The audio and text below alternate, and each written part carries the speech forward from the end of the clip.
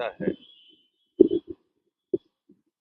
सन 52 से चुनाव चल रहे हैं और जो लोग वोट डालते रहे पहले, आप लोग तो सब नई उम्र के लड़के, हमेशा चुनाव से पहले 1 डेढ़ साल पहले से रिवीजन होता था वोटर लिस्ट का। और जो लोग मर जाते थे उनका वोट कट जाता था, जो वोट डालने लायक उम्र हो जाती थी वोट बढ़ जाता था। लिस्ट मिलती थी, लिस्ट में पूरी सूची, वोट बढ़े हुए की अलग से सूची परिवर्धित, नाम कट गए उनकी अपमार्जित सूची, नामों में सुधार हुआ है, मान लो किसी की स्पेलिंग गलत थी, गलत कुछ था, लोगों ने कराया तो वो संशोधित सूची, ये सब लोगों को मिलती। ये हमेशा चलता रहा। 2014 में प्रधानमंत्री मोदी बने तब भी यही चलता था, कोई बात नहीं थी। लेकिन प्रश्न ये उठता है कि एसआईआर की जरूरत क्यों पड़ी। इसके पीछे जो दिल्ली में सत्ता में बैठे हुए लोग हैं उनकी नीयत साफ नहीं, वरना इसकी आवश्यकता ही नहीं थी। वो तो रेगुलर एक कंटिन्यूएशन में ये चल रहा था, हमेशा प्रोसेस चल रहा था। अब उन्हें एक नया मुद्दा बनाया उन्होंने देश के सामने, है तो नहीं वो, कि घुसपैठिए देश में आ गए, उनको निकालना है, एसआईआर इसलिए की जा रही।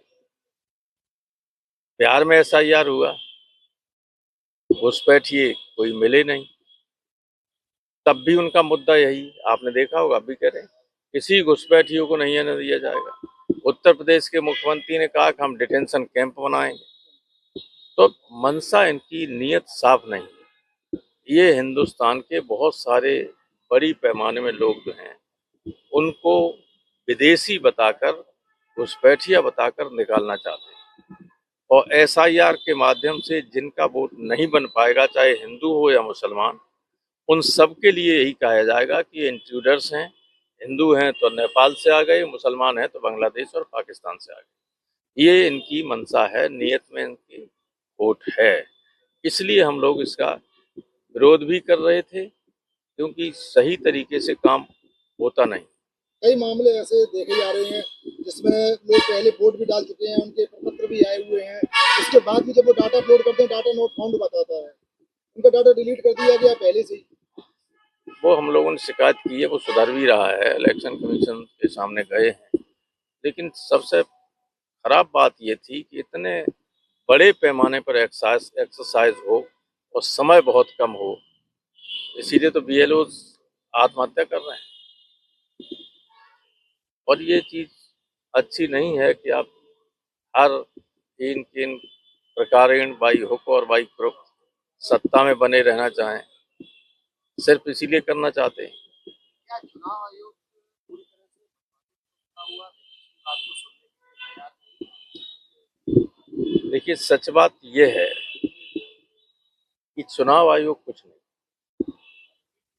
दिल्ली की सरकार जो इशारा करती है वही चुनाव आयोग करता है। चुनाव चाहे भी, तो अब इतने सिस्टम इतना कमजोर हो गया है, अब कोई टीएन सेशन नहीं, जो प्रधानमंत्री की बात भी नहीं सुनते, जायज बात हो गई। अब तो बीजेपी का कोई छोटा मोटा नेता भी कुछ इशारा कर दे तो उस तरह से काम होने लगे। अब तो अगर आप लोग हैं, यहीं पैदा हुए, आपकी सातों पुश्त यहीं की है, आपका वोट नहीं है, तो कहेंगे कि ये जो एसआईआर के बाद वोटर लिस्ट बन रही है यही नागरिकता की गारंटी है, नागरिकता का प्रमाण पत्र है। आपका वोट नहीं है तो आप इस देश के नागरिक नहीं। और अपने हिसाब से करते हैं। देखिए, जब एनआरसी की बात चली तो आसाम में 19 लाख लोग चिन्हित किए गए, 19 लाख। लेकिन कार्रवाई इसलिए नहीं हुई, उसमें 12 लाख हिंदू थे और 7 लाख मुसलमान। तो कार्रवाई करनी पड़ेगी तो सब पे करनी पड़ेगी।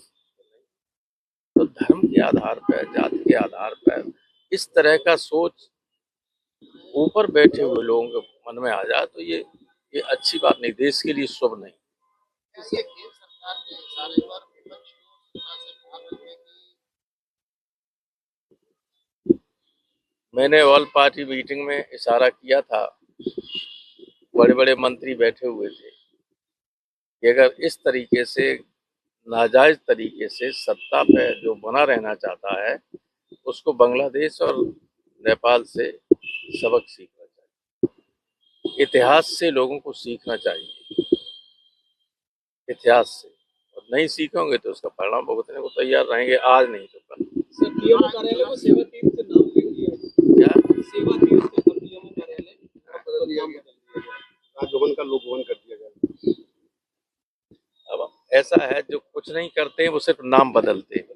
चुनाव आयोग ने 9 तारीख को एक मीटिंग कॉल की है और चुनाव सुधार के मसले में बात की है कि परीक्षा के साथ में मीटिंग करेगी। ये बात अभी सामने आई, लेकिन इसमें एसआईआर पे कोई चर्चा नहीं की जाएगी। चुनाव सुधार के संदर्भ में क्या आपको जानकारी है? नहीं, वो तो हम लोगों ने मांग की थी। किरण रिजिजू साहब ने कहा था कि इलेक्टोरल रिफॉर्म्स के नाम पर चर्चा कर सकते हैं, वो ठीक है।